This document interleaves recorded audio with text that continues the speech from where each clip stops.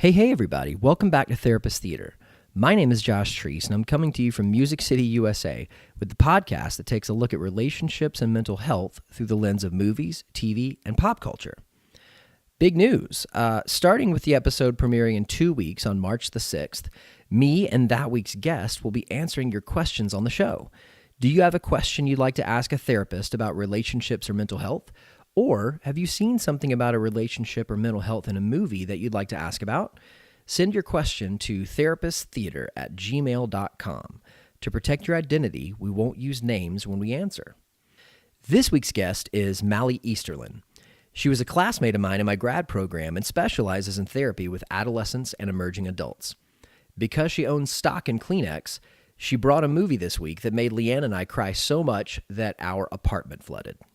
So without further delay, let's dim the lights, raise the curtain, and start the previews. Welcome to the theater.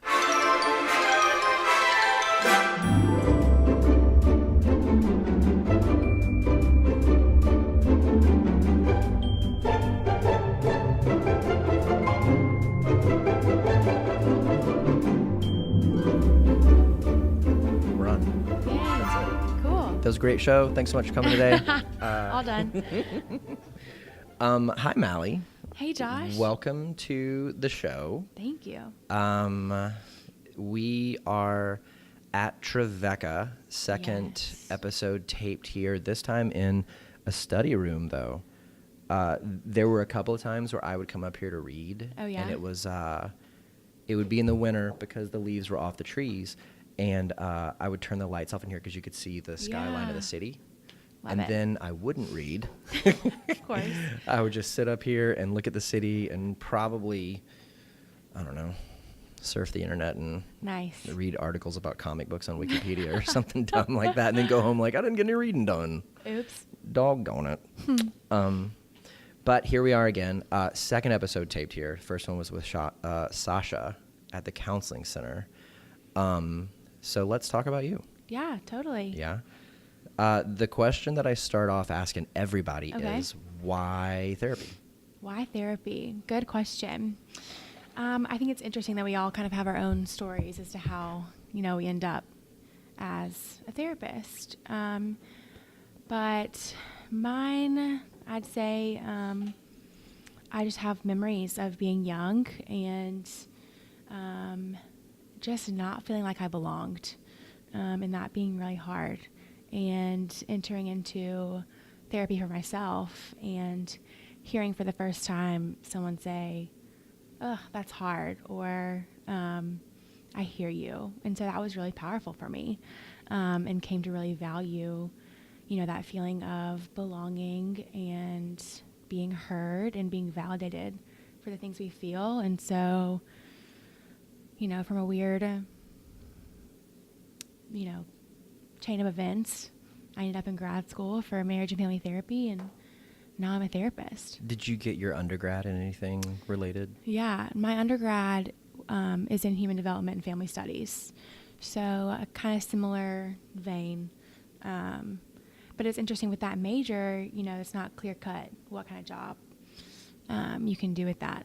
So grad school is, a great option. Was it similar to like a political science thing or a communications thing? Yeah, Where it's like, kinda. here's like a really broad, and then you can branch out in a bunch of different. Yeah, pretty ambiguous. Yeah. But I just remember love learning it because it was just all about people and families, and Human development sounds so biology. Was it like? there was a part of that. It kind of, honestly, hearing you say that makes me think of like nature nurture. Like it was just a lot of conversations about that, like environment, but also biology. Yeah, human development and what was the family systems or Family family studies. Yeah. Yeah, that seems to cover both of those. Totally. So that kind of, it sounds like it sets you up really well for the MFT degree here. Yeah.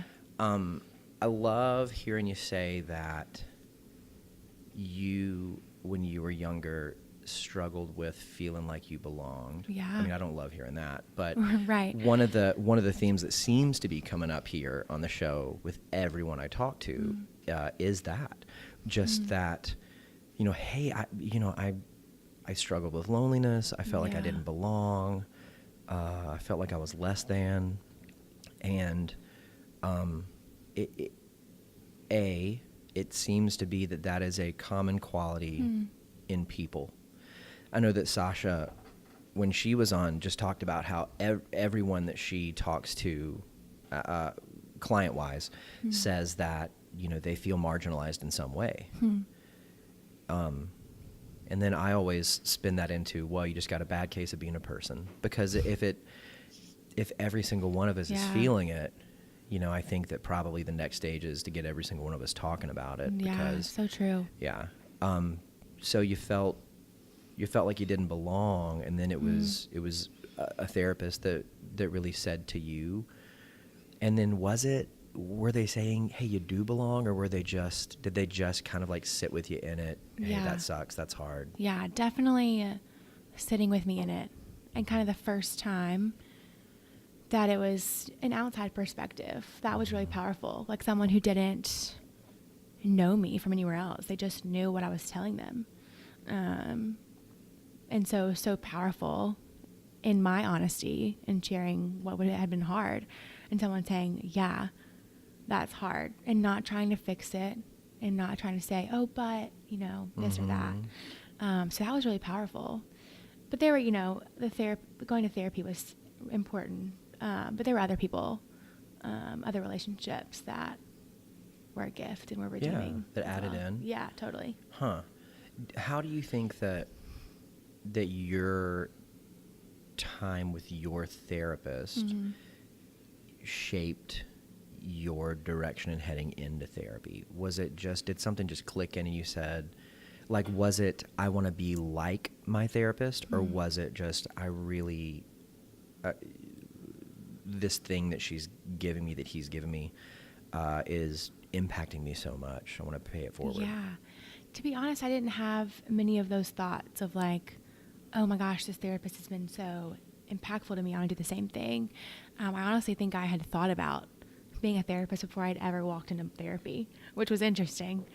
But I knew that I loved people, and I knew I loved the power of relationship. And so the more I got to know the therapy room in that space, the more it was attractive to me. Huh. Before you met with the therapist, did you have any kind of concept of what a therapist does or is, or? I mean, a different perspective, definitely. Yeah. But through just, kind of school, I had taken social work classes. And so learning about that, okay, I guess that gave me a window in. Yeah, and I took like a little counseling elective in undergrad, okay, which helped. But yeah, I just think I was so surprised the first time I sat on the couch as a client. Yeah. Just because totally.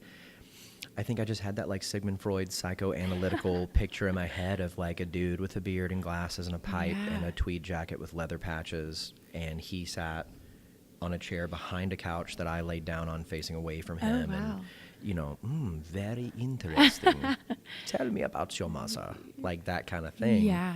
And then when I got in there, and it was just so personable, conversational. Totally. And I think it diffused a lot of tension in me, certainly. Yeah.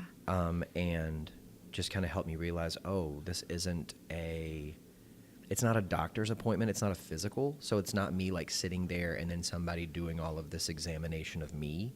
Yeah. It's more like hey, let's take a walk and let's talk. Yeah. Kind of thing. Totally. So when you came into grad school, what was it? We've talked a little bit on the show before about like LPC versus Totally. MFT. Yeah. What was it that made you go the marriage and family therapy route over the other? Yeah. Well, I definitely started grad school not knowing which route I wanted to take. Amen. Yeah, like all of us. Totally. Yeah. And so I was in a few MFT classes as a way to just kind of get to know, that field, how it's that different. And it just made sense to me. Like the systemic lens, like looking at it, as a whole, as a family, just made more sense to me than just the individual. And I think that's a little more clinical, and that's just not me. Mm-hmm. Yeah. It's, it seemed to me pretty early on that most of the time people would come to counseling if it wasn't because of a relationship, it was because of something showing up in a relationship. Totally. And so whenever, and I remember we sat together the first day of class in the back of Adams 404. Always the back. And I remember, also I figured out about myself, I seem to get a buzzword every episode. Like when I was talking to Amen. Aaron. Yes. Where's that coming from? When I was talking to Aaron, I kept saying like, does that jive with, I don't think that jives. Like, and I was like, That's what great. 1970s time machine did I step out of? Apparently today we're going to church because I'm saying amen a ton. I'll take it. Maybe I'll do like a secret word thing if you hear me say it too many times. I like that. Don't take a drink. I don't know if you're listening to this while you're driving. But I remember thinking, so it seems like people work in the context of relationships, like they exist, and then that kind of fit in with the marriage and family therapy thing. I think practically when we started, I talked to Johanna and some other people because I was just like, I need to keep all my options open. So how many classes in before I have to decide? And they were like, well, I mean, really, it's the first one, but you could really fit a couple of these first ones into either. But a lot of that was just me being afraid and, that kind of thing. So you went the MFT route. During the course of your study, were you able to identify any particular group of people or issue that you were more attracted to that you wanted to work with? Good question. Trying to remember, that process. It was so long. A whole 2.5 years. And it was so many things going on at once between studying and tests and just life and figuring things out. I think I've always been attracted to adolescents in that age group, especially emerging adults, kind of that in college, out of college. It's such a critical period in our life and as far as our identity developing. So that was really attractive to me. And I mean, teenagers as well, just so many things going on. And it kind of, I feel like the family, it can be really vulnerable in those ages because there's just so many changes happening. Relationships start to change. Maybe things that, maybe went unnoticed or just were hard when you were younger kind of move to the forefront when you're older, as you're figuring yourself out. Yeah. I think in the past I've thought of that emerging adults term as really kind of pretentious, people are trying to make, you know what I mean? But I mean, the more I've thought about it, I think that adolescence, teenagehood, whatever you want to call it, it is such an emerging time because there is so much, I think that, 1 to 10, 11, 12, whatever age that era stops, is so much of your parents kind of, I picture, a Josh-shaped, vase that my parents are pouring into during that, period of time. And then once you get to adolescence, it's really you kind of deciding. I used to say it was me trying on a bunch of different hats to see which one I liked the most. So as far as identity construction, hey, let me try to be this person today. Let me try to be this person, the next day. And then kind of finding what parts of which identity I liked the best and I wanted to hold on to. Totally. Kind of an experimental kind of thing. And so emerging, I don't know, to me, I picture somebody walking up out of the swamp. It's a lot of work. It's a lot of effort. And you're really struggling to construct. That works really well for me. Have you seen the movie 8th Grade? No. Oh my gosh, you got to watch it. 8th Grade. Yeah, I'm probably going to do an episode on it. Do you have Amazon Prime? Yes. It's on there. Okay. It's exactly what you just said. Yeah. So picture what you just said, but it's a movie. Yeah. And also, it's a teenage girl. I think I've seen that. No, I think she's graduating 8th grade. It's taking place right around her graduation. Yeah. And each kind of scene is bookended by she has a YouTube channel where she hosts a thing, and so it'll be one of her YouTube videos where she'll be like, "Hey guys, today's video is on confidence," and then the next scene is her trying to be confident. Oh, I think I'd love this. At school. And then she ends everyone with Gucci, like in the That's great. which is a marker of how old I am, because I'm watching that going like, why is she saying that? Like, what is that?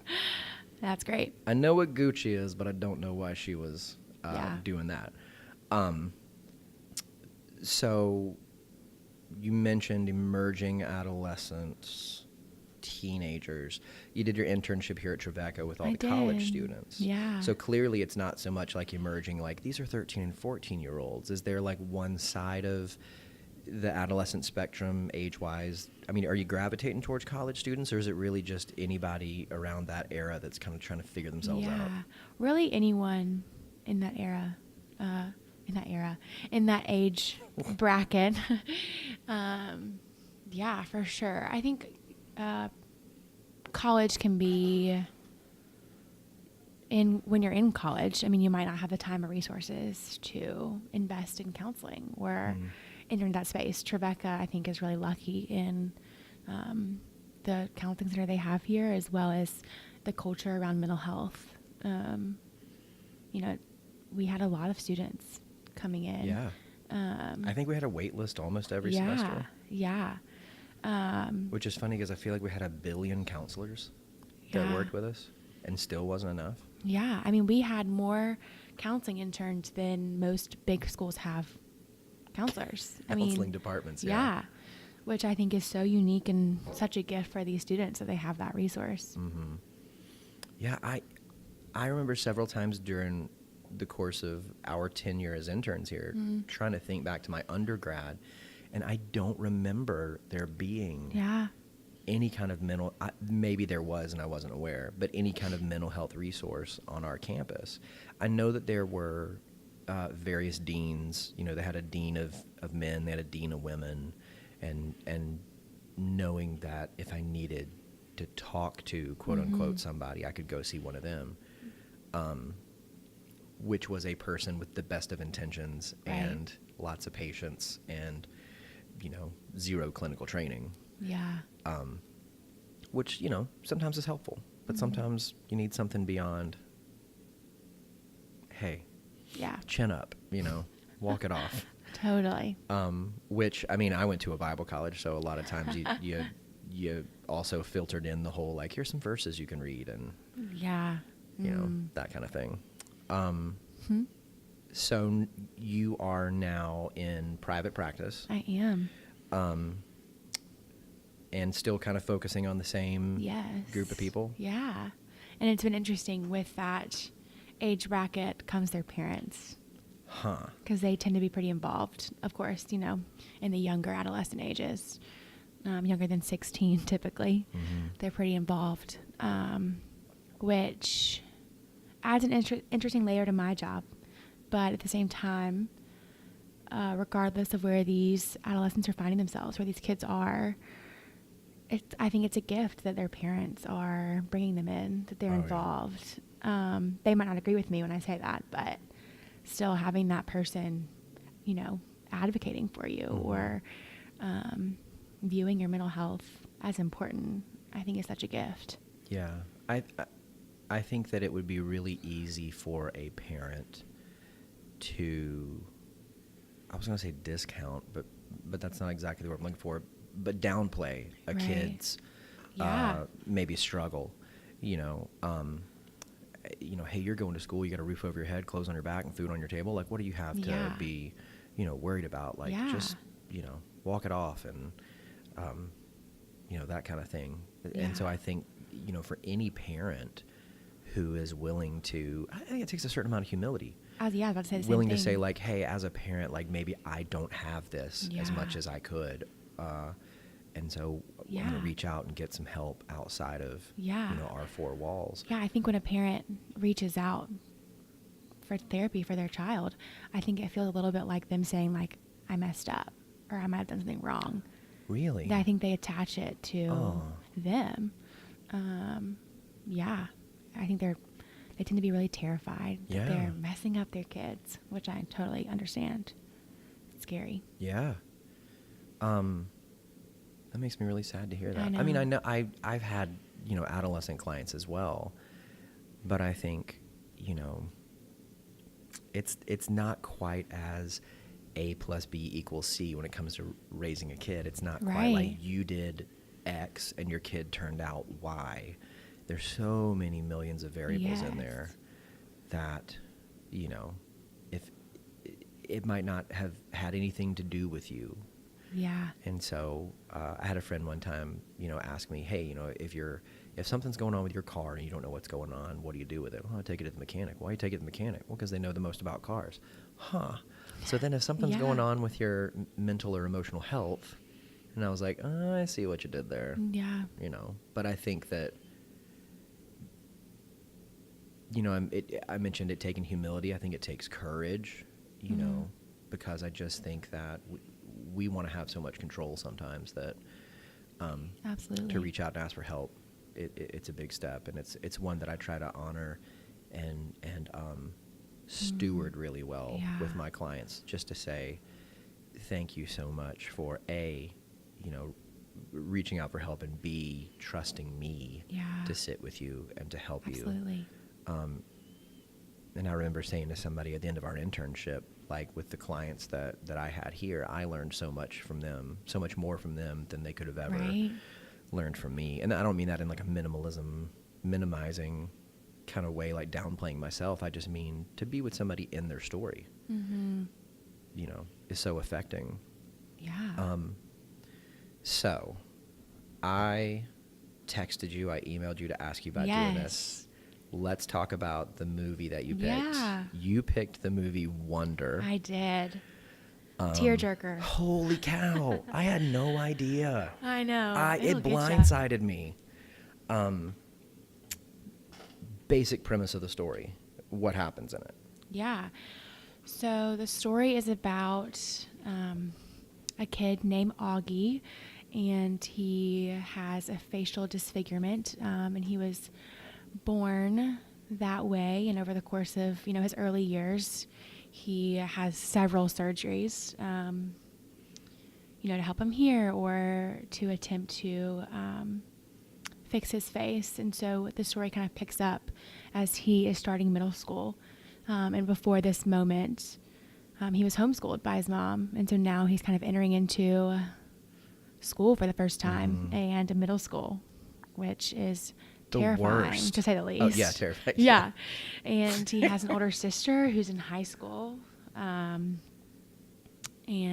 his mom and dad. And so you really get to know this family and the way they work and their story and what it's like for them. And I think I loved how in the movie each character is given like a little segment where their perspective, their voice is shown or heard. Yeah, and not just in that. the immediate family. Yeah, you get a couple outside. friends kind of in there as well. Yeah, IMDb says that Augie's condition is called, I'm going to botch this pronunciation. Oh, good. Mandibulofacial dystosis, or Treacher-Collins syndrome. Huh. And I read at some point in time after watching this, Leigh-Ann and I watched it on Sunday, the author of the book wrote the book. I think that somewhere in the movie, one of the characters says something about a kid seeing Augie in an ice cream shop and crying. That was the author's kid. Like, the author wrote it after her and her kid encountered somebody with this particular disease in an ice cream shop, and her kid started crying, and so she used her empathy to put herself in their situation and wrote the story about that. When the movie starts, I think, you know, they are kind of prepping Augie to go off to school, and the first couple shots are the wall in his room, which is painted like outer space, and then it's this astronaut kind of floating up into the scene, and then as it kind of zooms out, it's Augie on his bed jumping up and down, and he's wearing an astronaut helmet, which turns out to be pretty significant, the helmet, in the course of the story. So what was it about this movie? Like, why this movie? Like, what was it that connected with you? What was it that made you want to pick it and talk about it? Yeah, absolutely. Well, I think first of all, it's a great story, and great characters. One, I'm a huge fan of Julia Roberts, so really anything she's in, I'm like all about. But I think it's a really important lesson. I think that there's a theme of kindness and choosing to be kind that I think is important. And you get a unique perspective. I think we might all maybe be able to identify someone in our life or community that you think might have a hard time, and you're not really sure what to do about that. But you get kind of the perspective of what is it like for that person or that kid to go through life, and how can I love them better, be more kind. But truly, I think what really stood out to me was the older sister, Via. She has kind of watched her parents deal with this and have to figure out, what do we do for our son? I think she says this quote that, our family revolves around the sun, being Augie. That they're all planets. Exactly. They're all revolving around him and what he needs and what's going on with him. And so I just really related to that feeling of not being forgotten, but just kind of on the peripheral. Peripheral? Yeah. That's a tough word. It is a tough word. But before we started, we were talking about the Enneagram, and I am a 9. Peacemaker? Yes. I don't know the numbers as well as I feel like I need to. I know. I get them confused sometimes. But yes, I'm a 9. And so the childhood message, if you will, kind of what we learn as children, is that our presence doesn't matter. And so that being a part of my story a little bit, and seeing that Via, the daughter, was kind of like, oh yeah, I get it.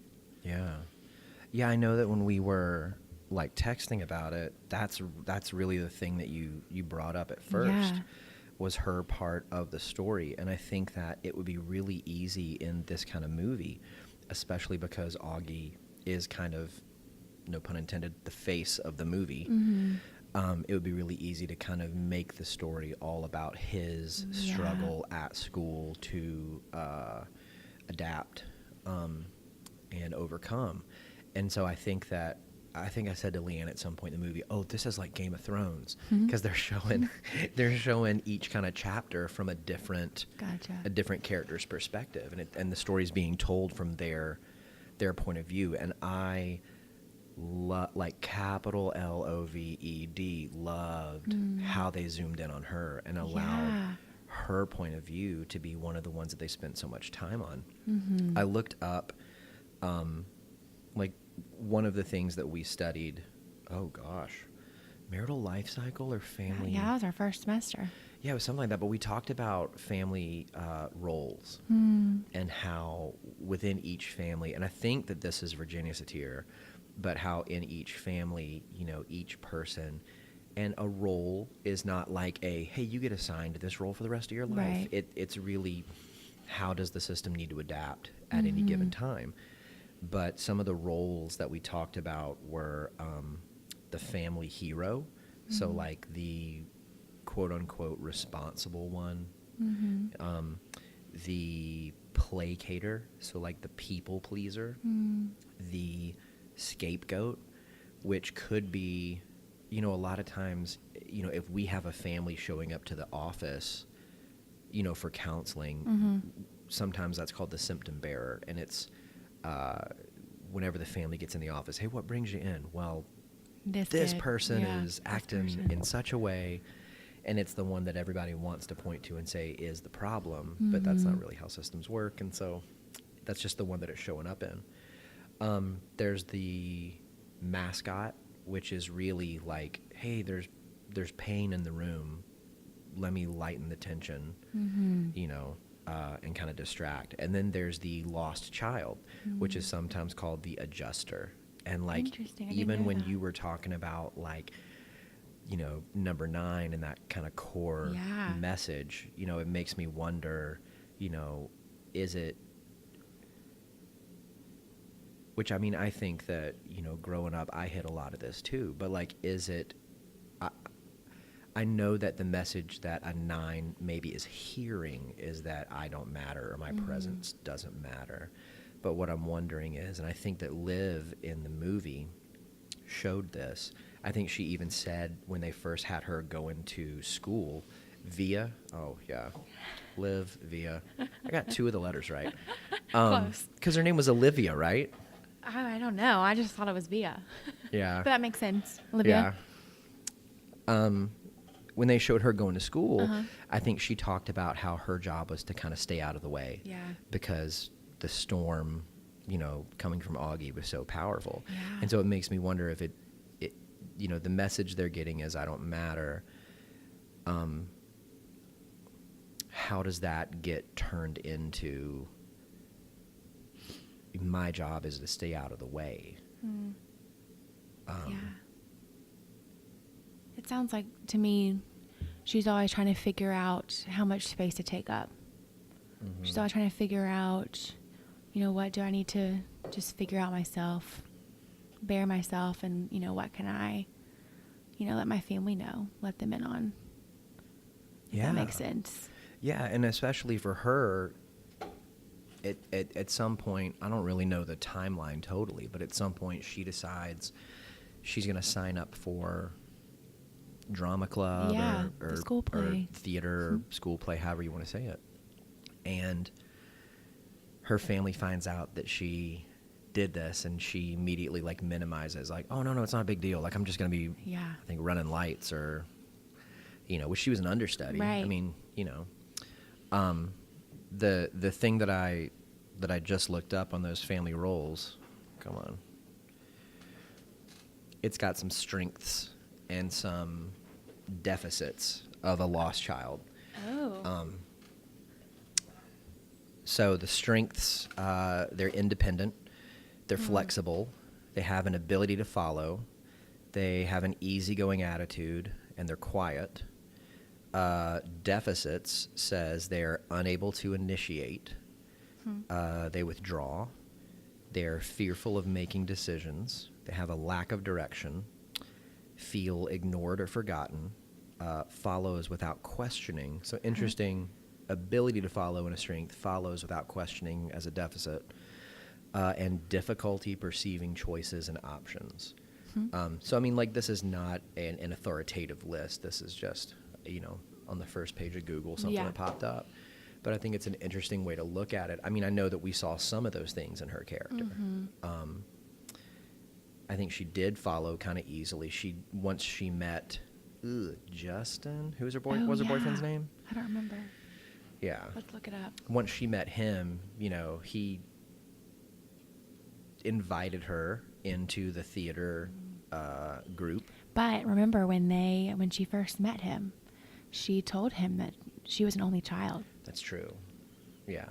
They kind of connected on that when they first met, that they were both only children. Do you think that was her attempt at adapting, or do you think that was a wish fulfillment kind of thing? I didn't hear it as a wish fulfillment. I just heard it as, it's a lot easier. Just, Or here's a cute guy who is is an only child. Yeah. Yeah. I think that it's, I think I mentioned to you before we started talking, this was a tough one, I think, for me to watch. There's a lot of it that I identified with in Via's story. Totally.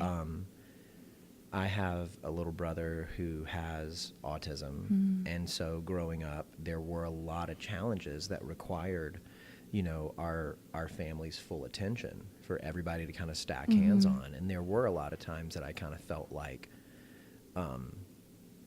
maybe I would have liked a little more attention. And in Via, what was it that she said to Julia Roberts? I wish I knew character names. What was it that she said to her mom that resulted in her mom saying, hey, you should stay home from school tomorrow, and we're going to have Oh, yeah. I loved that part. We're going to have a day.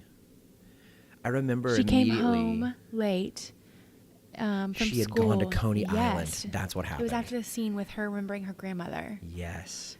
On Coney Island. She had gone out to Coney Island, And it had a flashback of her sitting there with her grandma. Yeah. And you could see her grandma just adoring her. And she gave her this necklace. And then it kind of came out of that scene, and it was her sitting on the beach at Coney Island by herself. You know, and then when she was at the house later and she had gotten home late, and Mom's like, where were you? And she said, I went to Coney Island. Her mom just immediately snapped in, you know, oh my gosh. And then, I mean, to Mom's credit, was like, hey, you need to stay home tomorrow. And we're I loved that. Yeah. Yeah. And then tying in with the lost child thing, was that the Halloween thing that made Augie come home? It was. Yeah. They Augie's favorite holiday is Halloween because masks. Right. So he was in a get-up, a costume at school the next day, and walked into a classroom with a mask on and heard his best friend talking to some other kids, and the best friend said something like, you know, oh, when I look at him, I want to kill myself. I hated that. Yeah. Yeah. And so obviously, understandably crushed. Got to the principal or the nurse or somebody and said, you know, I don't feel good, I need to go home. So Mom got the call and left. And then when he came in to the house, devastated, hurt, angry, sad, scared, ran upstairs, slammed his door. And then Via came into his room and started to talk to him. And he said, I don't want to talk to you. And she said, well, you stole my day with Mom. So I think you need to talk to me. And I think that line just broke my heart. Yeah.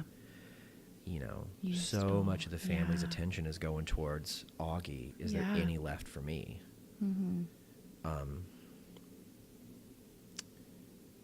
Which is such a tough spot to be in with your family. I think I would understand, not that I can't understand it, but I think I would expect it more, you know, if somebody was saying, you know, I don't really get the attention I want at school. Right. But at home, that's really tough. With your people. Yeah.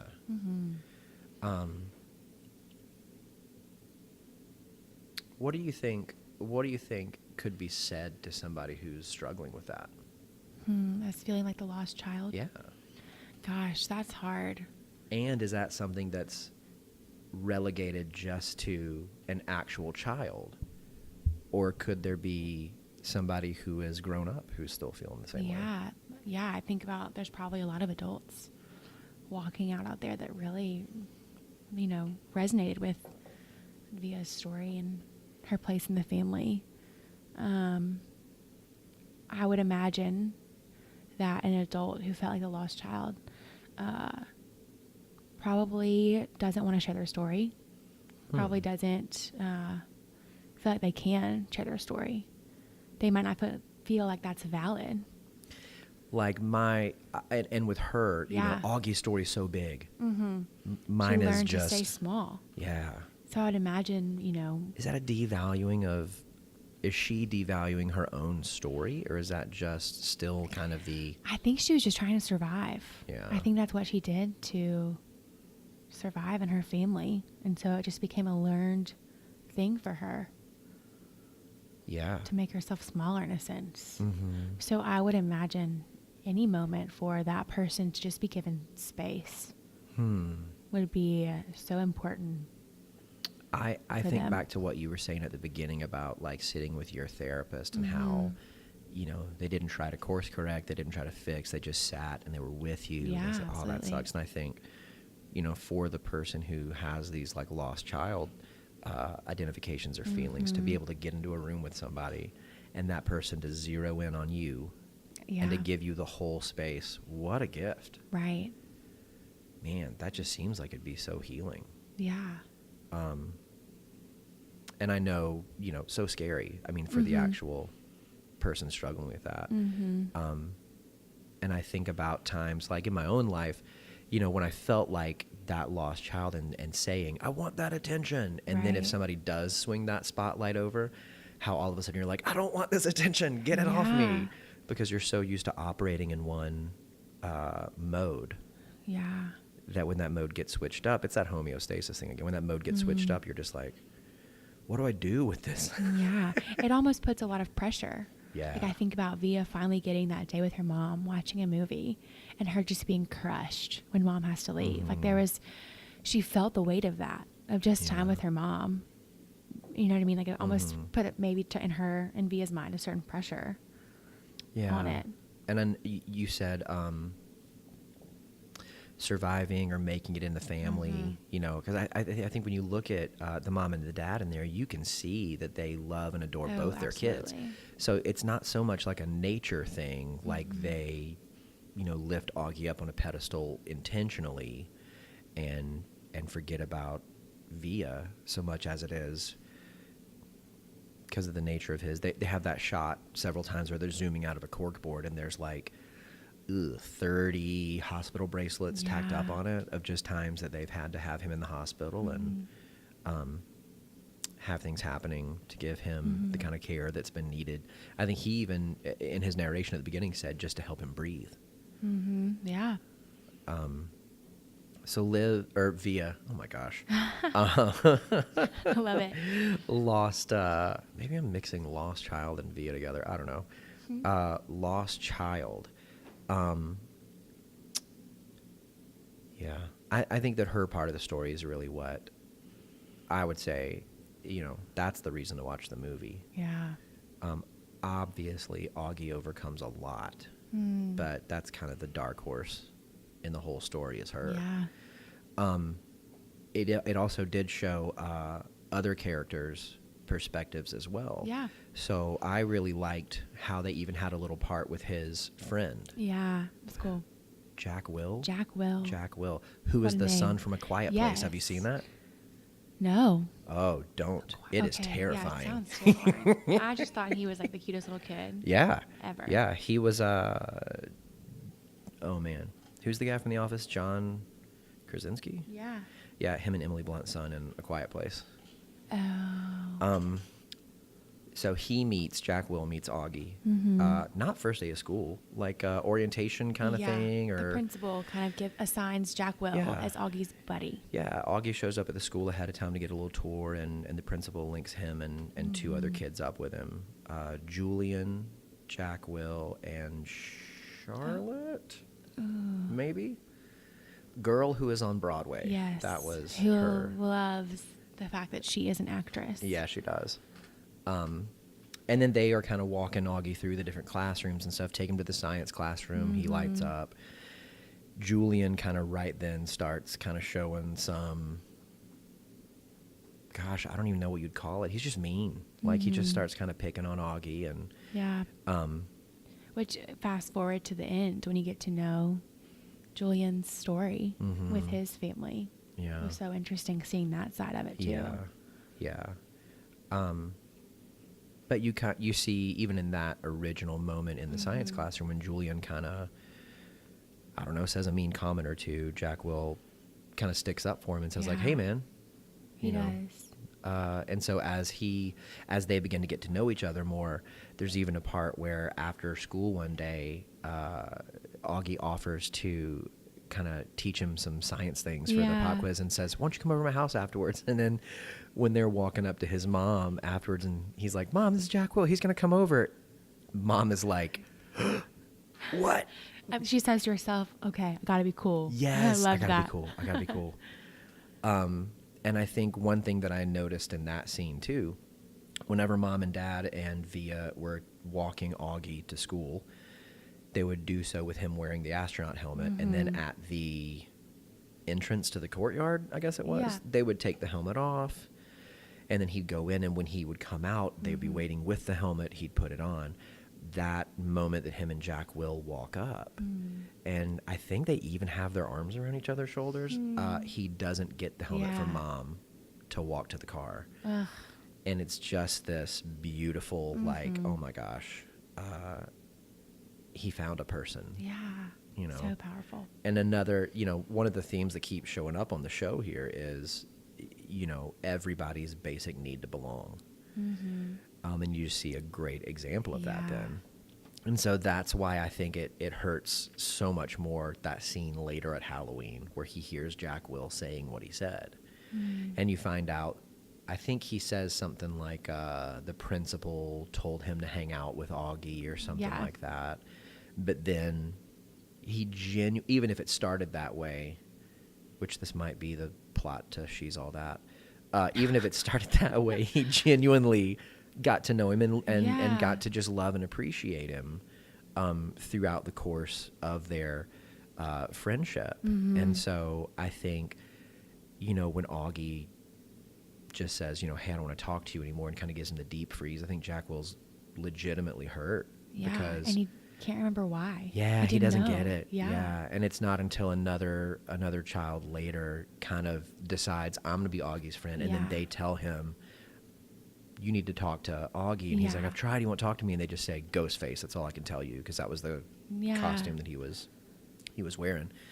And then you see this moment of him like, oh, I get it. That's what happened. Yeah.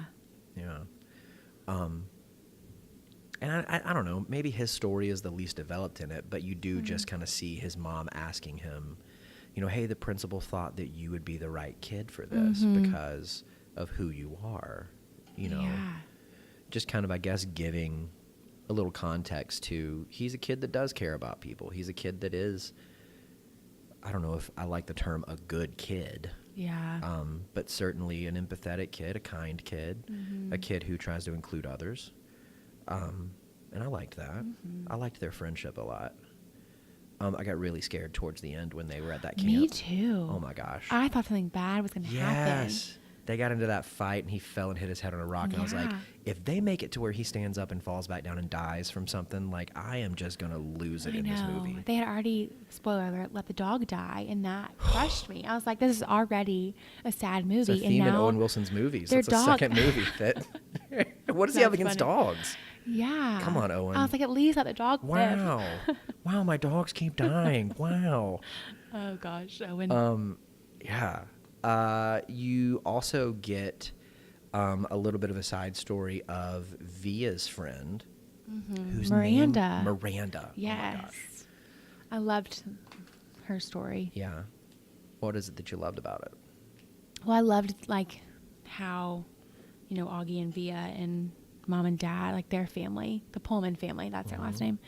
The Pullman family had such an impact on Miranda's life. Yeah. Like that was kind of her, kind of her safe place. Like her, she kind of felt a sense of belonging in their family. Yeah. Which I thought was so cool and powerful.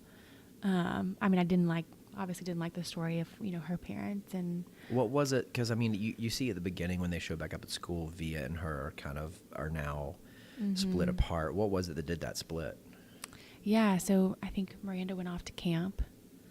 And, she told everyone at camp that she basically told them Via's story. She basically said, I live in this house with my great mom and dad and my little brother, but my little brother has a facial disfigurement. So she kind of claims it as her own. And I think she felt so much shame coming back that she just couldn't. That's something I was going back and forth and I was like, was it the shame that did that? As opposed to? I don't know. Yeah. I didn't have a thing better. I just kind of, because I thought, that was away at camp. And it's not like camp is here at school. Yeah. But I think that's a good call right there too, is like, even if the people from camp aren't there, you're still there. Like you were at camp and you're there and you're bringing. I'm sure a part of it was her just realizing the pain that she's almost in at home, or just kind of realizing the weight of it. Like it maybe became real because she was living in kind of a make-believe fairy tale while at camp. I think she probably felt like a lost child as well, because you kind of see, her dad split. I don't remember when in her timeline that was, but was gone at that time. Mom was doing her best to deal with it, and it showed, mom drinking a lot to deal with that. And even at one point, when they were hanging the Christmas tree, hanging things on the Christmas tree. Yeah. In our home, we like to hang our Christmas tree from the ceiling. Okay, interesting tradition. It's new, it's fun. Okay. Everybody will get there one day. Mom's drinking wine, falls asleep on the couch. Miranda covers her with a blanket, picks up the glass of wine and drinks it herself. which maybe I'm just on hyper-vigilant alert in this whole thing, but I thought, if they're going to make her an alcoholic and she, something happens and... Oh my gosh. Yeah, every character I'm so scared for in this movie. But she said something that she went to this camp because it was someplace she could go that wasn't home. Yeah. I mean, heartbreaking. Yeah. Yeah. Then comes that theme of belonging again. Yeah. You know what I mean? Like she didn't feel necessarily belonging at camp because she told a different story. So she starts telling that story and she gets some attention. Yeah. And so then she tells more of the story and finds that, exactly. people really zone in on her when she adopts Via's life.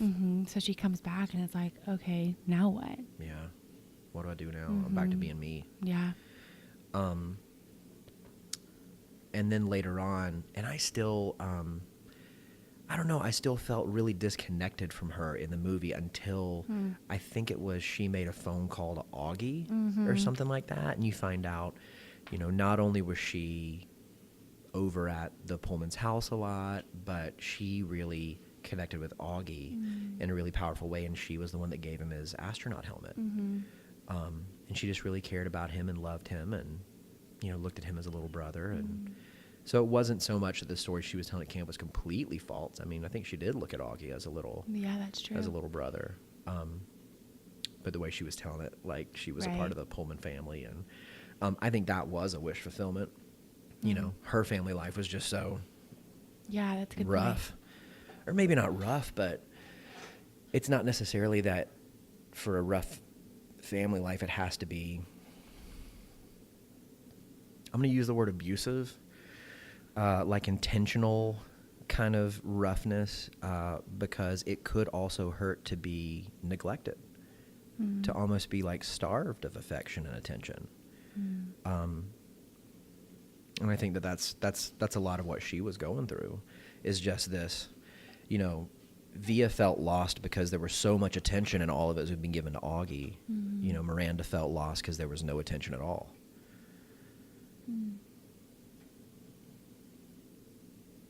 Which is kind of another side to that lost child coin. Yeah, it's like her. I think we were talking about these family roles, and I think of why we might get stuck in those roles, or why they, there's permanence to them almost, is that they kind of provide a little bit of structure and therefore kind of comfort. Like we can almost sometimes find comfort in our roles because it just makes sense. Yeah. Maybe because there's the survival. Yeah, of it. Exactly. The survival, they're going to stay the same. And even if I hate my position, if I play my role, it's okay. Then I know that I can have something, even if it's a tiny little morsel of a thing.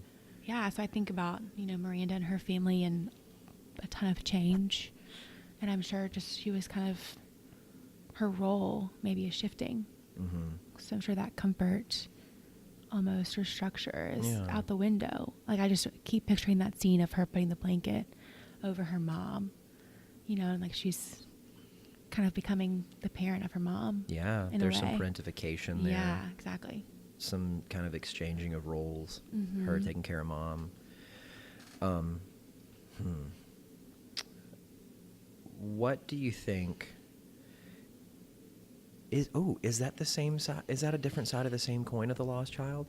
Like Via, she felt lost, as did Miranda, but Via had what on the outside at least looked like all the stuff that Miranda wanted, which I think that was something that, I'm sure Miranda would have just said, I would give anything to be a part of your family, whereas maybe Via might have said the same thing about, I would give anything to be an only child that, got what she thought would have been all the attention. That's something that I just keep getting amazed at with the more people that I get a chance to talk to, is I as a person have one perspective or idea of what you could have in your life and what you've got going on, and maybe even I construct some false narratives about what it is that's going on in your life, and may think, if I just had, this, that, or Right. the other. And then the more you get to know somebody, you talk to them, and you find out what their own personal perspective is Yeah. about it, and you get to hear the challenges and the struggles of their life. Gives you what I think is just a deeper appreciation Absolutely. for that person. Mm-hmm. Just finding out their story. Yeah. Which is one thing I love about our job. Oh yeah, it's the best. Yeah. It's the absolute best. The mom in the story, Isabel. what was it that was she an art teacher? I know that she was like an illustrator of books. Yeah. I think she was getting her master's before Augie was born and had one dissertation left or something like that. One thesis left until she would get her master's and be able to teach art. That was my understanding. Yeah, and then when Augie came along, Right. everything paused. Yeah. Everything got put on pause for him. So, did she get her own like title card, like section of the story? I mean, she's in every section. Oh yeah, good point. I can't remember. Yeah, but you do see. Is it only children are given their own? You are right. I think that's right. Interesting. Oh my gosh, I love this movie. But what's interesting though is as you see Augie acclimate to the jungle that is middle school, as you see Via acclimate to high school, and as you see them begin to branch out, have courage, kind of seize control of their own, I don't know, destiny. That's probably a little grand. But you then get to see Mom kind of move back towards hers. Yeah. So like at the beginning, totally consumed with Augie's journey into school, totally consumed with his emotional state, his mental life, his experience. And then as they make some more friends, get some more activities, you see her like sit back down at her desk. And like one thing that kind of goes throughout the first part is she's got her thesis or whatever it is on a floppy disk. And she's like, I tried to go into a Kinko's to see if they could get this thing off. And I leaned over at Leigh-Ann and I was like, all of my undergrad work is on those discs. It was just forever lost. Yeah. Like I'll never be able to get it off, which is probably okay. I wrote a lot of terrible papers in my undergrad. But like she sits down at the desk and she starts tidying things, and then she opens up the file on her computer and you see the title page, and it's like almost like she can unpause herself. Yeah. And continue on towards what she wants. Yeah. And I think, gosh, the thing that I just kept thinking about the whole movie was just how tough it must be for every single one of these people. And that's not Augie's fault at all. There's very rarely ever one thing that is causing anything within a system.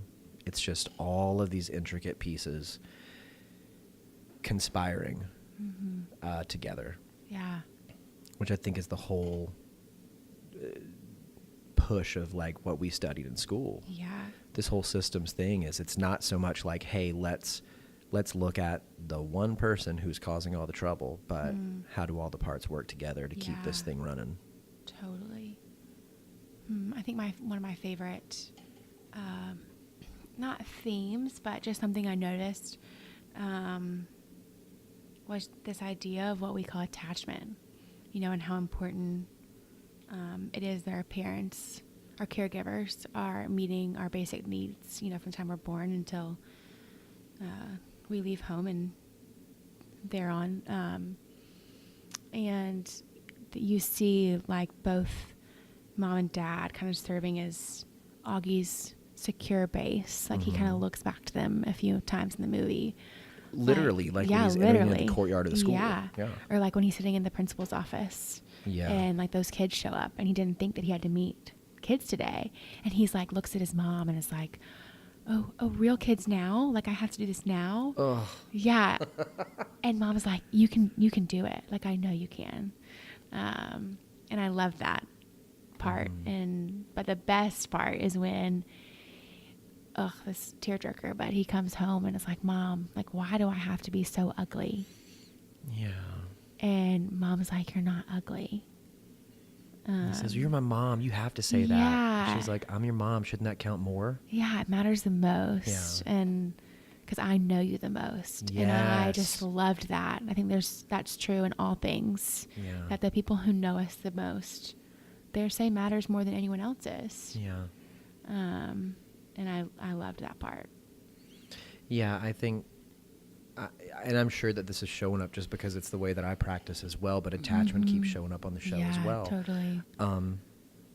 Last week, when I was talking to Terry talked a lot about attachment in her portion, and our parents kind of construct in us the way that we interact with other people and the way that we receive what we need from other people. Some of that is how we ask for our needs to be met. Some of it is how we maybe deny people trying to meet our needs as well. And I think, in that scene that you just talked about, it's such a beautiful, beautiful, beautiful picture of Isabel saying to Augie, like, hey, and his dad said it to him later too. His dad, when he told him, I think it was right before graduation of 5th grade, Augie was like, where's my astronaut helmet been? He's like, oh, I put it in my office. And he's like, what? That was mine. You didn't have it right. And he said, I missed seeing my son's face. It's so beautiful, and it's my son's face, and I'm so proud of it. And I'm tearing up right now, freaking even talking about it. And you just see that they love him so much, and they just appreciate him so much. And I think not in a way of kind of pushing him into the shark-infested waters of the courtyard and kind of denying that it's tough. Oh, you just do it. You'll be fine. You'll be fine.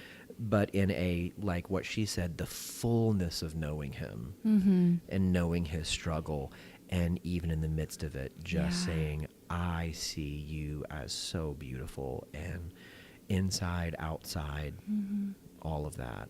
And it's just to have people in your life that know you to that level is such a powerful thing. Absolutely. And kind of reminded me that it's so easy to believe things we tell ourselves because the world or the culture or people we don't even know say certain things. But in reality, we give so much weight to that, but we shouldn't. You know what I mean? Like, we should always be asking ourselves or evaluating, like, what am I believing? Like, is this true? We get these false messages that get written on the inside of us. Yeah. I had a friend one time who talked about it this way. He said, when you were, a child, when you were 8 or whatever, you developed a view about the world that stuck with you. And then today as an adult, you are living according to that 8-year-old's view of the world. So, I guess in Augie's case, it could be, I'm ugly and I'm worthless and I don't have value. And he's, 5th grade, he's probably 10, something like that. If Augie as a 40-year-old is still operating, it's basically, as an adult, giving a child the authority to direct your life. Which, if you look at it that way, I don't think anybody would say, oh, yeah, that's a smart move. But when you are living in the body that has that false message to it, it's so tough. So tough. Yeah. Which, to me, kind of brings up the gift of therapy. That's kind of, to me, not always, but the space where you get the chance to rewrite that a little bit. That makes sense. Which, I mean, who knows? Like, if every family got it completely right, we would be out of a job. I mean, nobody would need us.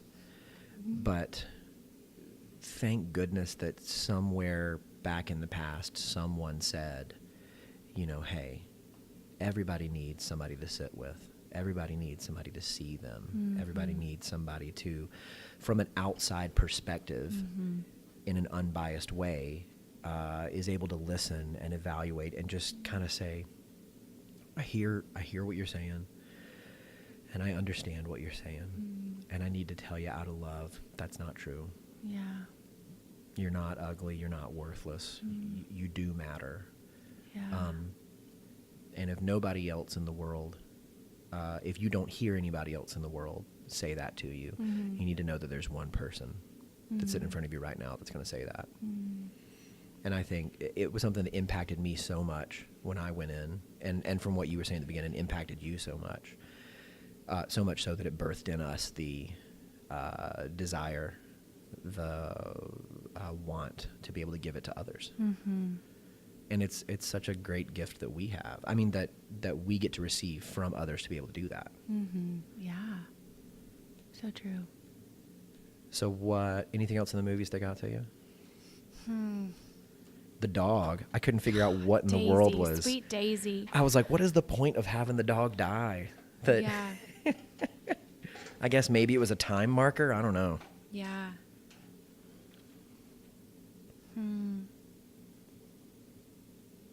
I guess Julian's story. That was interesting. So the bully he just kept doubling down. Every time I thought, he's not going to be able to say anything worse than what he just did. Yeah. He would started making drawings, all of this. Yeah. And handed them to him. And then the principal finally calls his parents in, says, hey, he's been bullying. And they're like, what? Our angel? Yeah. He would never. He's been given nightmares from having to look at this kid. And then the principal has an entire file folder full of notes and signs. And it's interesting getting to know his mom. Yeah. Her little background. Yeah. I thought there's a second there where because the dad, I think, when the mom started talking, did something like a honey, like, and I thought, oh, the dad's going to be, he's going to have it together and he's going to. Yeah. But then the dad ended up saying something like, you know how much money we've given this school? Yeah. But the mom basically wanted to say it's Augie's fault that Julian is so terrible. You know, nobody should have to look at that kind of kid. He wakes up with night terrors because he has to be around him. And then the principal saying, well, I'm going to suspend him for, 2 days because this is zero tolerance policy with this. And she, I think at the end of that meeting, pulled Julian up and said, okay, well, he's not going to be back here in the fall. Yeah. And that's when Julian kind of realizes and then apologizes, which even in that scene, I just kind of thought, he's not sorry that he hurt Augie. He's sorry that he's losing the chance to go to the school. Well, it was a little interesting because he kind of walks in, his parents are kind of outside of the principal's office, and it's almost just Julian and Mr. Tushman, the principal. Loved his name. There's a drawing. I was kind of a big fan of the principal. I kind of liked the way he handled the few moments he was given with these kids. But I think Julian says, I'm sorry. And Mr. Tushman's like, I know you are. Like, he kind of sees almost the best in him a little bit. Yeah. Which I appreciate it. Which, gosh, I mean, I feel like we could talk for a whole episode on just the gift that it is when an adult sees the best in a kid and calls it out. Yeah. Yeah, I really liked how in that particular part, which that's Mandy Patinkin, he is Inigo Montoya in The Princess Bride. I liked in that part when the mom was saying all of these terrible things, he kind of leans back in his chair and runs his hand through his hair and is like, he just kind of can't even believe what this mom is saying. Yeah. And I just thought, I hope this isn't one of those parts where, somebody says, you know how much money we give, and then the other person acquiesces to whatever that is. And he didn't, Right. But I mean, I think he was even kind of in awe of how can you be basically teaching your kid how to treat people in such a way, which it would be interesting to know more about their family's backstory to why that's happening. What is it that mom's missing in her life that she gets from Of course, we're sitting here curious about their story. Ugh, Sounds therapists. about right. Yeah. Cool. Well, Mallie, let's say that somebody is listening to the show today and maybe they, just feel like they could connect with you and they want to see you as a client, but maybe they have a kid that they know is really struggling through some stuff and just needs a little bit of extra help. How could they get a hold of you? Yeah, absolutely. They are more than welcome to reach out to me on my website, MallieEasterlinCounseling.com, or emailing me at Mallie@MallieEasterlinCounseling.com. What was I going to say? You got an Instagram. Oh, yeah, I do have an Instagram. I kind of like the handle? Yeah. Yeah, @MeCounseling. Pretty easy. But yes, I would love for anyone to reach out. I think something I value about this job is one, the relationship that we get to develop with the people we sit across from, but I think it's a huge deal. And I think sometimes I'm guilty of forgetting how big of a deal it is to reach out for help. Yeah. That it takes a lot of courage to do so. And so know that me, and I know Josh does too, we really honor and value that you did that. And we hope to meet you where you are, no matter what that looks like. So yes, please reach out. Cool. Well, thank you so much for being on the show today. Thanks for having me. Nice. This was fun. Yeah.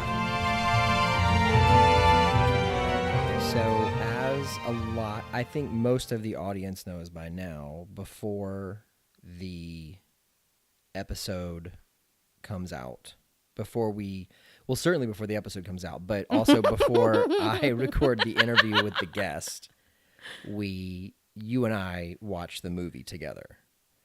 Yes. And for this particular movie that Mallie picked, Wonder, it left us composed more of tears than actual people. Mm-hmm. There was a transformation process where we became less solid matter and became more saline as we just cried until we melted into the couch. It's true. And then even after the movie was over, we just sat on the couch and just held each other because of all of the feelings that were brought to the surface from the movie. Yeah, it was a tough one, but not in a bad way. Yeah, it was just a powerful movie. Yes.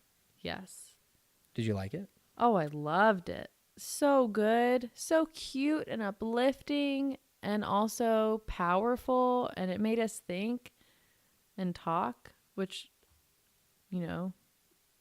is good for a movie to do. I don't know. I mean, I think some of the best movies cause some just conversation afterwards, like some processing. And this one, because it was so much about family, somebody really should start a podcast about that. Oh my gosh. Whatever. I just really liked it. It was great. Yeah. And I highly enjoyed the fact that it gave us a lot of feelings that then we could talk about together afterwards. Oh yeah, it was great. Did you have anything about the movie that or the episode that you wanted to share? The movie or the episode? Because yes to both. First of all, I knew almost right away that stuff was going to happen with the older sister, Via. Just because, and I forget what scene that, she's first in, but it's, to me, I just thought, that can't, the way that things are going right now surely cannot fly for a long time. She surely can't be okay if she just has to kind of, like you guys called it, make herself small to kind of keep the family functioning. So, I mean, I'm sure that's not unusual. I'm sure everybody picked up on that, towards, pretty early on, but I just kind of kept waiting to get her perspective and to see what was going to happen and when the conflict was going to kind of come to a head with her and her mom and dad. And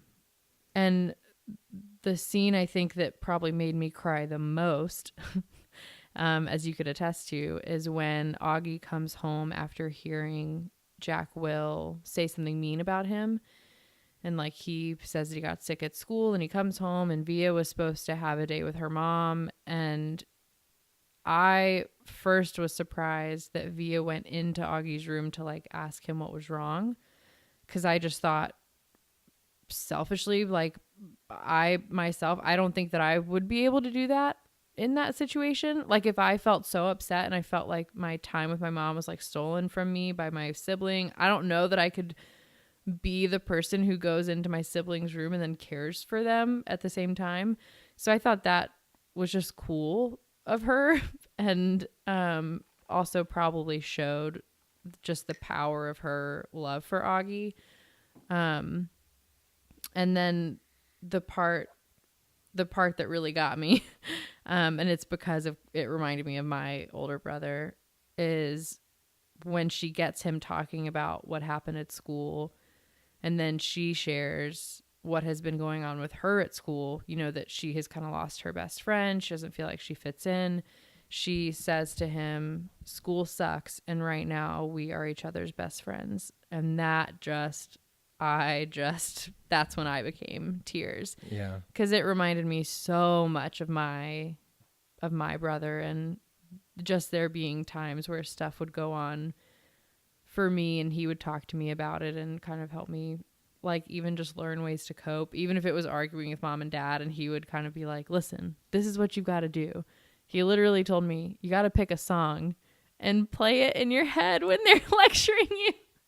Maybe we've already told my parents that he said that, I think. What was your song? Did you have a go-to song, or was it different every time? No, it changed. Also, I couldn't never do that. I have to argue too much.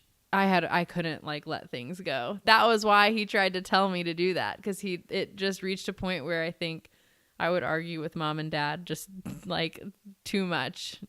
But anyways. Well, here's something that I want to go back and say real quick, is that when that scene played and she said the thing about we're each other's best friends, A, you did lose it a little bit.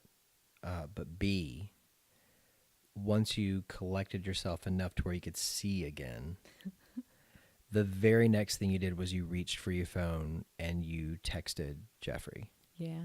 To let him know how much you loved him. Yeah. And it's one of my absolute favorite things about you is that you love so strong and so powerfully, and that you love without delay.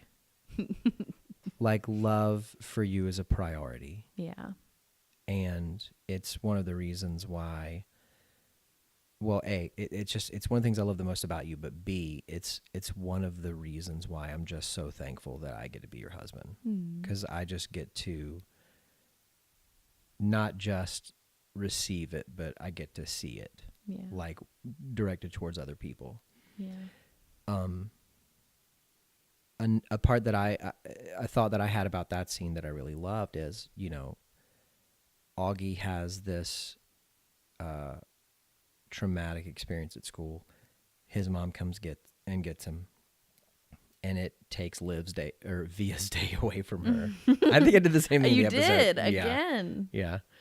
And then when she comes into the room, I think it would be really easy for me to understand if either she would have assumed the lost child role, and now that Augie's in the house, she would have shrunk away. Mm-hmm. I think it would have also been easy for me to understand if she'd have gone up in his room and said, listen, you so-and-so, yeah, you know, you have ruined everything and I'm so mad and grr. But I think what we instead saw was a relationship between her and he that was built on interdependence. And that she invites him to open up, and then she opens up, and then they both end up feeling better, and she says we're each other's best friend. Yeah. And it's something that reminds me of, you know, my relationship with my brother, is that even though there was some chaos happening, you know, in our family, and even though sometimes I was the cause of the chaos and sometimes he was the cause of the chaos, ultimately we knew that we had each other, and we would rely on that quite a bit. And I just think it was just such a beautiful picture of that. Yeah, me too. I think it really made me think about how great siblings are. Yeah. And just how there's no one else in the world who has experienced your family the way that you have, unless you have a sibling, you know, who's grown up with you and who shares a parent. Yeah. Like, I think it's one of the coolest relationships ever. It's true. So shout out to Jeffrey and Caleb. Yeah. We love you. So that was a big one. That was a big moment of crying and loving the movie. Also, and you guys talked a lot about this, so I don't necessarily need to like say a lot, but the movie showing everybody's viewpoints. I really love that. And I might come back and like say something about that in a minute, but going into the episode discussion. when you were talking to Mallie, the first thing that I honestly thought this was, I just hearing her talk about how powerful a sense of belonging was for her, I really identified with that. Which who wouldn't? But I mean, I'm glad that she brought that up. And she also said that I don't know if she said from an early age, but she just said that early on she kind of saw and understood the power of relationships. And I love that. I think that I did not understand it necessarily early. Like, I feel like that's something that I've learned.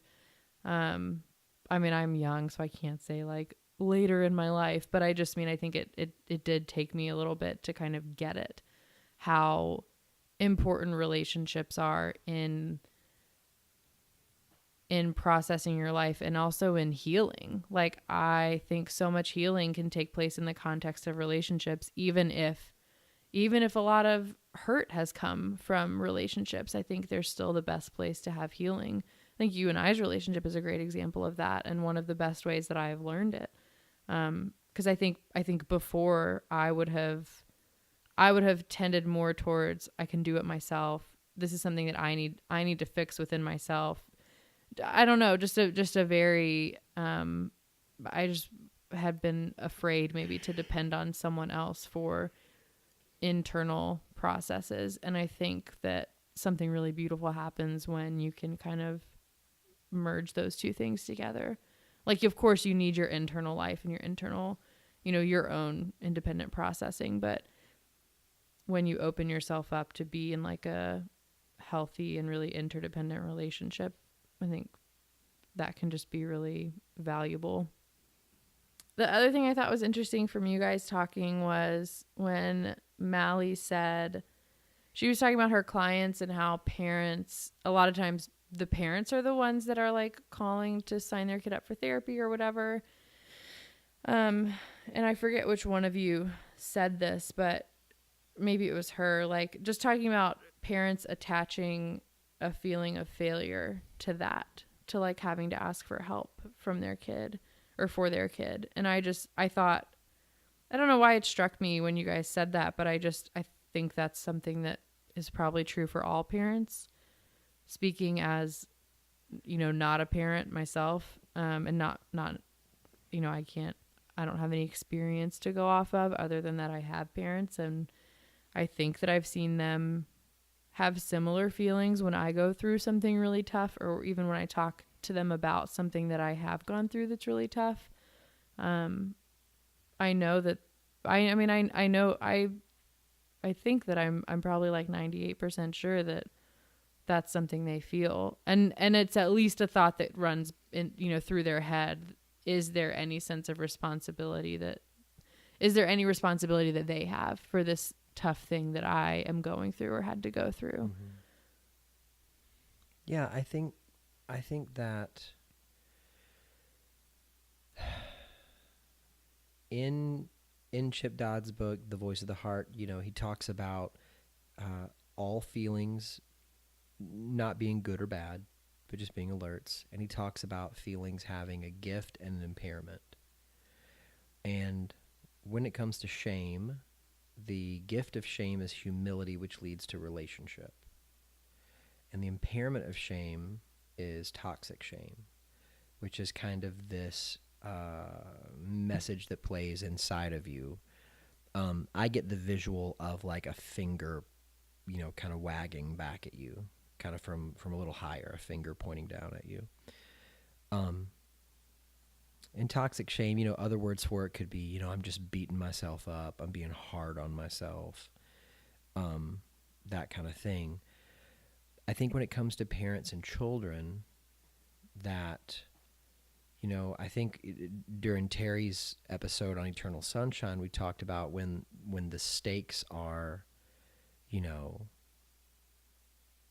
when the stakes are highest, we'll go to withdraw or pursue. And the stakes are always highest in your primary attachment relationship. But I think when it comes to a parent and a kid relationship, it's not necessarily, yes, there are stakes, but also there isn't anything that a parent has invested in more than their kid. Yeah.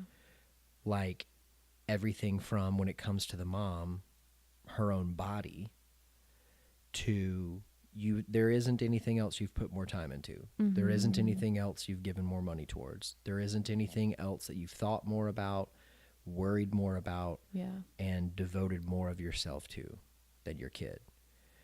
So I would say if you're a parent, you're going to feel some shame when your kid's going through some stuff, and you're going to want to blame it on yourself.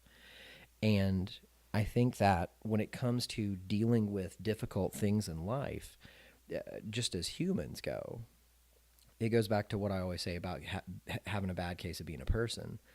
Like whenever we encounter difficulty, it's a little bit easier for us to process when we can point our finger at something that we believe is causing it.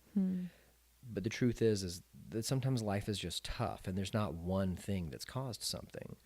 And so in our own lives, you know, it's we have that tendency. When our kid is going through something difficult, we tend to go egocentric and go, well, what have I done that's caused this, or what could I have done differently? And part of that is, you know, wanting to be able to find a good, quick fix. But the truth of the matter is that sometimes in their quest to become grown up, kids make bad decisions. Mm-hmm.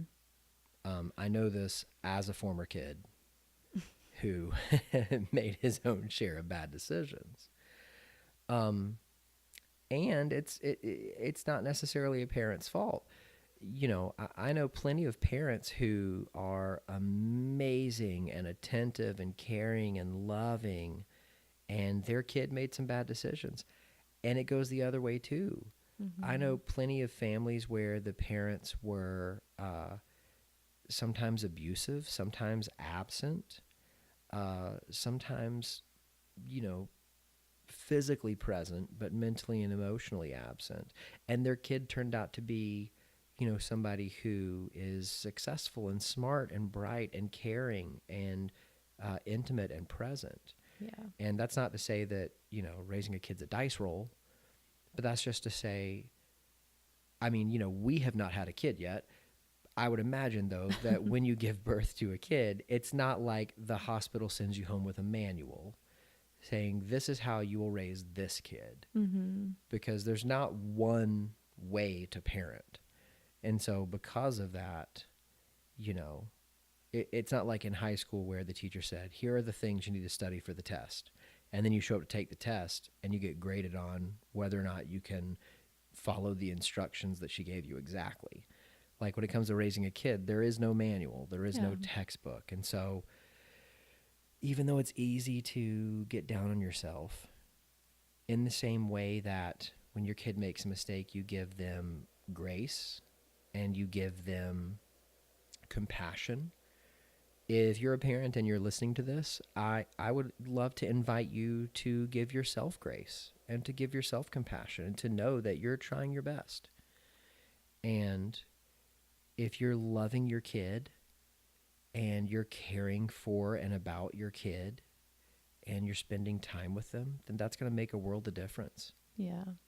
I think there's just, I mean, parents are responsible for quite literally every aspect of a child's life, you know, at the beginning. So I mean, of course, like it makes sense that sense of responsibility probably doesn't just go away just because your kid moves out. Oh yeah. And I'm not saying not to feel responsible. I'm saying it's normal to feel that. Yeah, me too. Yeah. So more things.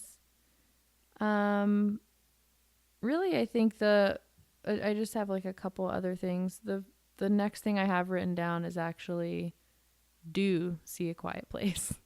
Because at some point in the episode with Mallie, you talked about A Quiet Place and you said not to see it because it was scary. It is scary, but it's also great.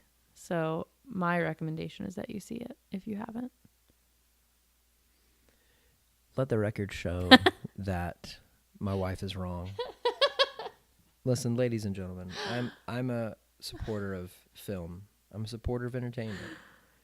I don't like scary stuff. And that movie terrified me. And we saw it at night. But that doesn't mean it was bad. I am not saying that it's bad. Its job. I'm saying it's scary.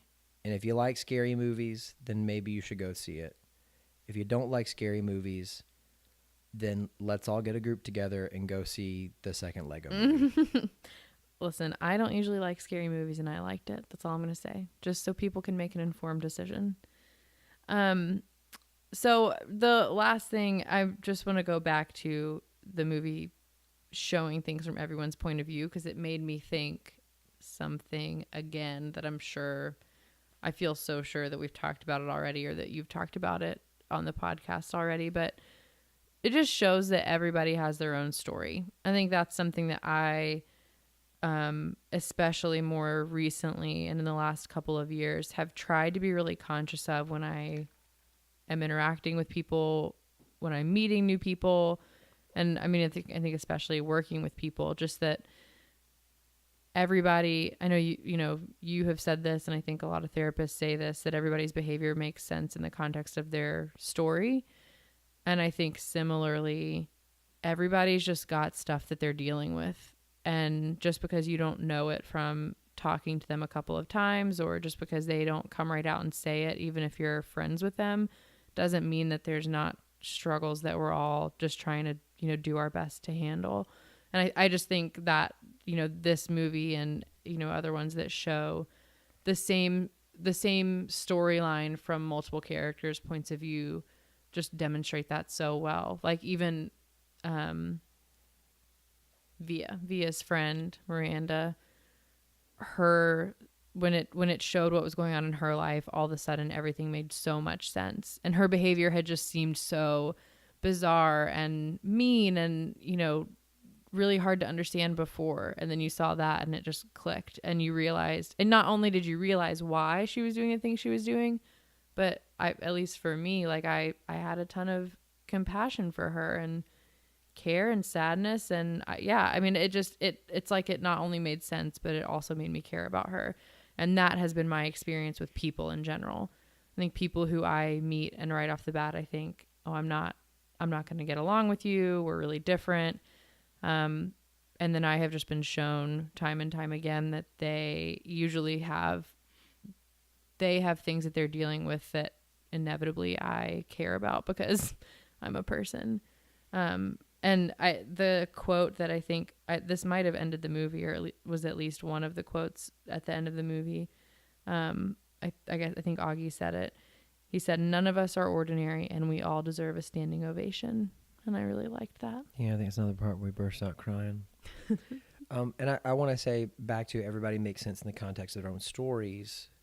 That's not something that would excuse behavior. That's not to say that everybody's behavior is wise or is healthy or is productive. That's just to say that if you knew everything about the person, if you were to have walked in the person's shoes, mm-hmm. that their behavior would make sense. Yeah, yeah. And I think that if we can look at people with empathy in mind, trying to understand people more, I think the result, well, I spoiled it. The result is empathy. The result is compassion. And the result is that, we understand people a bit more, mm-hmm. and that I think we can be present a bit more, and we can have a little more intimacy with others. Yeah, and maybe be a little bit less quick to judge. I think that's where it comes in for me a lot, is instead of saying, well, this is just a terrible person, saying, well, I don't know what they're dealing with. But they're a terrible person. No, yeah. That's so overall, I mean, incredible movie. Definitely. Loved it. Highly recommend. If you haven't seen it, it's on Amazon Prime Video. Mm-hmm. Give it a watch. Also, if you haven't seen it, you just listened to a whole podcast on it. So wow. Yeah, I'm impressed. Thank you guys for listening. So with that, we're going to raise the lights. And for this week, at least, the theater is closed.